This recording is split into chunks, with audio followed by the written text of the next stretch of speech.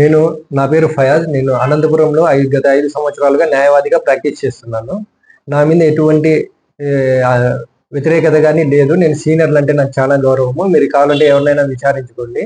నేను గతంలో SC number 158 of 21 కేసులో, ఒక మర్డర్ కేసులో నేను హరినాథ్ రెడ్డి గారు పీపీగా ఉండగా నేను ఒక కేసు గెలిచినాను. ఆ కేసు రాత్రింపగలు కష్టపడి చదివి ఆ కేసు పైన విజయం సాధించినాను. అప్పటి నుంచి ఆయన ఒక జూనియర్ చేతిలో ఓడిపోయినాను అని మనసులో పెట్టుకుని నా మీద కక్ష సాధించి నా మీద లేనిపోని అభాండాలు వేస్తూ నన్ను మానసిక క్షోభకు గురి చేస్తున్నాడు. అదేవిధంగా మొన్నటి దినం అనగా ఆయన ప్రెస్ మీట్ పెట్టి ఒక కేసు విషయం బహిర్గతం చేసినాడు. అందుకోసం నేను ఈ కేసు వివరాలు చెప్పదలుచుకున్నాను. ఎస్సీ నంబర్ 167 ఆఫ్ 23 కేసులో నేను మరలా డిఫెన్స్ కౌన్సిల్గా వ్యవహరిస్తున్నాను. ఆయన పబ్లిక్ ప్రాసిక్యూటర్గా ఉన్నారు. ఈ కేసు విచారణకు వచ్చిన సమయంలో ఆయన నన్ను ఈ కేసు రాజీ చేయాలి అని 5 లక్షల రూపాయలకి రాజీ చేయాలి అని చెప్పి బలవంతం చేసిన విషయం అయితే వాస్తవము. ఇదే విషయం పైన నేను డైరెక్టర్ ఆఫ్ ప్రాసిక్యూషన్ వారికి ఫిర్యాదు చేసినాను. ఈ విషయం ఈ కేసు సారాంశం ఏమనగా, మరలా ఈ కేసు వీక్గా ఉంది, మరీ నేను ఎక్కడ గెలుస్తానో, మరీ జూనియర్ చేతిలో ఓడిపోతాననే ఉద్దేశంతో ఆయన నా మీద కక్ష కట్టి కంప్లైంట్ పార్టీ అయినటువంటి ధనలక్ష్మితో నా మీద ఒక అబద్ధపు అర్జీని జడ్జి గారికి ఇప్పించడం జరిగింది. ఆ అర్జీ సారాంశం ఏమనగా, నేను ముద్దాయి నుంచి 5 లక్షల రూపాయలు తీసుకొని రాజీకి కంప్లైంట్ పార్టీ అయినటువంటి ధనలక్ష్మి గారికి ఇవ్వకోకుండా నా వద్దే ఉంచుకున్నాను అని చెప్పి జిల్లా జడ్జి గారికి అర్జీ ఇవ్వగా, ఆయన నీ దగ్గర ఏమైనా సాక్ష్యం ఉందమ్మా అని అడిగితే నా దగ్గర ఏం సాక్ష్యం లేదని నేను కోర్టు వారి పర్మిషన్తో నా పేరు చెప్పమ్మా అని ధనలక్ష్మిని అడగగా ఆమె నా పేరు చెప్పలేదు. దాంతో జిల్లా జడ్జి గారు ఇది అవాస్తవమని గ్రహించి ధనలక్ష్మిని మరియు పబ్లిక్ ప్రాసిక్యూటర్ హరినాథ్ రెడ్డి గారిని తీవ్రంగా మందలించినారు. మందలించిన తర్వాత ఈ వాతావరణం బాగా లేదని 17/12/2024 తారీఖున మళ్ళీ వాయిదా వేసినారు ఈ కేసుని. 9/12/2024 జరిగిన విచారణల సందర్భంగా నన్ను క్రాస్ ఎగ్జామినేషన్ చేయకోకుండా అడ్డుకోవడంతో మరలా 17/12/2024కి వాయిదా వేసినారు. ఈ సమయంలో హరినాథ్ రెడ్డి గారు కోర్టు ఆవరణలో నువ్వు ఎలాగైనా ఈ కేసు కంటెస్ట్ చేయకూడదు, ఈ కేసు ఎలాగైనా రాజీ చేయాలి, ఆమె క్యాన్సర్ పేషెంట్ అని చెప్పి నా మీద తీవ్రమైన ఒత్తిడి చేసినారు. నన్ను ఈ కేసు నుంచి వైదొలగాలని కూడా ప్రెజర్ చేసినారు. ఈ ప్రెజర్ని నేను అధిగమించి 16/12/2024 ధనలక్ష్మి గారికి ఒక లీగల్ నోటీస్ పంపించినాను. నువ్వు నా మీద తప్పుడు ఆరోపణలు చేసినావు, దానికి గాను క్షమాపణ చెప్పాలి అని. కానీ ఆమె మరలా రిప్లై నోటీస్ పంపించింది. 21/12/2024 ఆమె నాకు రిప్లై నోటీస్ పంపించింది. అవన్నీ ప్రూఫ్స్ అన్ని కూడా డైరెక్టర్ ఆఫ్ ప్రాసిక్యూషన్ వారికి పంపించినాను. నేను పంపించిన నోటీస్ ఇది, ఆమె పంపించిన రిప్లై నోటీస్ ఇది.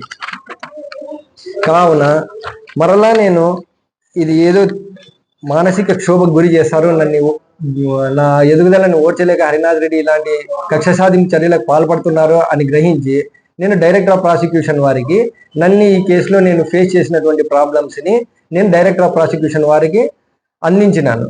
మొత్తం సాక్ష్యాధారాలతో సహా అన్ని డైరెక్టర్ ఆఫ్ ప్రాసిక్యూషన్ అమరావతి గారికి అందించినాను. ఈ నా అర్జీ మీద విచారణ జరిగే సందర్భంలో 2 టౌన్ పోలీసు వాళ్ళు ఈయనకి ఆ అర్జీ కాపీని వాట్సాప్ చేసినారని నిన్న మీడియాలో ఆయన స్వయంగా ప్రకటించినారు. కాబట్టి దాని మీద కూడా విచారణ జరపాలని కూడా నేను డిమాండ్ చేస్తున్నాను. ఈ కేసు విషయం అన్అఫీషియల్ గా ప్రెస్ మీట్ పెట్టి ఒక కేసు విషయాన్ని బహిర్గతం చేసి ఆయన ఇంకో చర్యలో కూడా పాల్గొన్నాడు. నేను ఆ విషయం పైన కూడా డైరెక్టర్ ఆఫ్ ప్రాసిక్యూషన్ వారికి ఉన్నతాధికారులందరికీ కూడా కంప్లైంట్ చేశాను అని ఈ సందర్భంగా తెలియజేస్తున్నాను. మొన్న హరినాథ్ రెడ్డి గారు నా మీద మీడియా సమావేశం పెట్టిన విషయం మీ అందరికీ తెలిసిందే. ఆ మీడియా సమావేశంలో నా గురించి మాట్లాడకుండా, కేసు విషయాలు మాట్లాడకుండా, నా వ్యక్తిగత విషయాలు, నా కుటుంబ విషయాలు, నా తండ్రి గారి గురించి కూడా మాట్లాడినారు.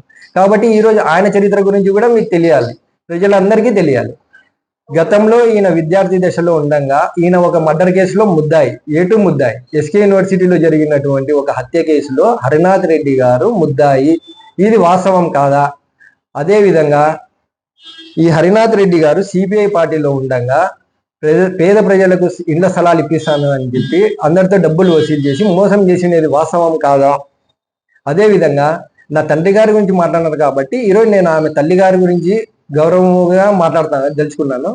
ఆమె తల్లి గారిని శ్రీశైలంలో ఉన్నటువంటి వృద్ధాశ్రమంలో వదిలినది నిజం కాదా అని ప్రశ్నిస్తున్నాను. అదేవిధంగా ఈ హరినాథ్ రెడ్డి గారి వ్యక్తిత్వం ఏమనగా ఇతరుల్ని భయపెట్టి తప్పుడు కేసులు బనాయించి ఒక క్షణికావేశం పొందుగా అధికార బలం అడ్డం పెట్టుకొని, దానికి ఎగ్జాంపుల్గా మా తోటి న్యాయవాది అయినటువంటి వన్నూరు స్వామి పైన ఒక చీటింగ్ కేసు పెట్టించి ఆయనని మానసిక శోభకు గురి చేశాడు. అదేవిధంగా మా శేషాద్రి తోటి న్యాయవాది, సీనియర్ న్యాయవాది, ఆయన మృతికి న్యాయవాదులంతా ఐక్యంగా పోరాడుతుంటే ఆ ఉద్యమాన్ని కూడా నీరు గార్చినటువంటి ఈయన హస్తం ఉంది. దీనిపైన కూడా విచారణ జరపాలని కూడా నేను కోరుకుంటున్నాను ఉన్నతాధికారులకి. అదేవిధంగా ఈయన జిల్లా నలుమూలల నుండి ఈయన అధికార బలాన్ని అడ్డం పెట్టుకొని జిల్లా నలుమూలలు ఉన్న పోలీస్ స్టేషన్ల నుంచి బెయిల్స్ తెచ్చుకొని కేసులు తెచ్చుకొని ఫైల్ చేస్తానేది వాస్తవం కాదా? దీనిపైన కూడా విచారణ జరపాలని డిమాండ్ చేస్తున్నాను. ఈయన పీపీ హోదా అడ్డు పెట్టుకుని ఒక అమాయకులైనటువంటి సాయి చందన వారి కుటుంబం పైన ఒక తప్పుడు SC/ST కేసును బనాయించినారు. ఆ కేసు 1 టౌన్ స్టేషన్లో విచారణలో ఉంది.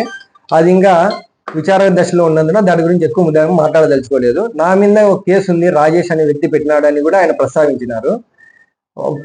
పెట్టినది రాజేష్ అనే వ్యక్తి వాస్తవమే. నేను పెట్టిన తర్వాత అతని కుటుంబం పైన ఆయన నా మీద కౌంటర్ కేసుగా ఒక కేసు ఫైల్ చేసినాడు. అది కోర్టులో ఉంది, అది ఇంకా విచారణ దశలో ఉన్నందున దాని గురించి కూడా ఎక్కువ మాట్లాడదలుచుకోలేదు.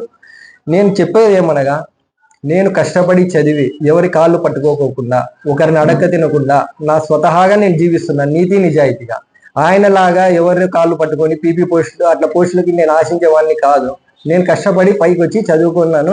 నా క్యారెక్టర్ ఎటువంటిది, ఆయన క్యారెక్టర్ ఎటువంటిది అనేది కోర్టుకి అంతా తెలుసు, ప్రజలకి తెలుసు.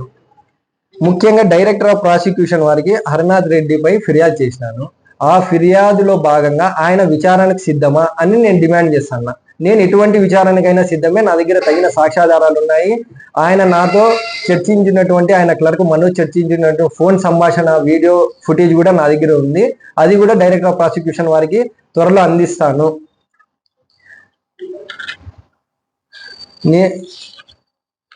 అనగా నిన్న మీడియా సమావేశం పెట్టినటువంటి హరినాథ్ రెడ్డి గారు బహిర్గతంగా ఆయన ఈ కేసుని SC 167/23 కేసుని 5 లక్షల రూపాయలకి రాజీ చేసినట్లు తనంతట తానుగా బుద్ధిపూర్వకంగా ఒప్పుకున్నాడు. ఆ వీడియో క్లిప్పింగ్స్ కూడా డైరెక్టర్ ఆఫ్ ప్రాసిక్యూషన్ వారికి పంపించదలుచుకున్నాను. అది త్వరలో సాక్ష్యంగా అందిస్తాను. మేము ఎక్కడే కూడా రాజీకి అతని ఆఫీస్కి పోలేదు, అతనితో మాట్లాడలేదు, ధనలక్ష్మి గారితో మాట్లాడలేదు.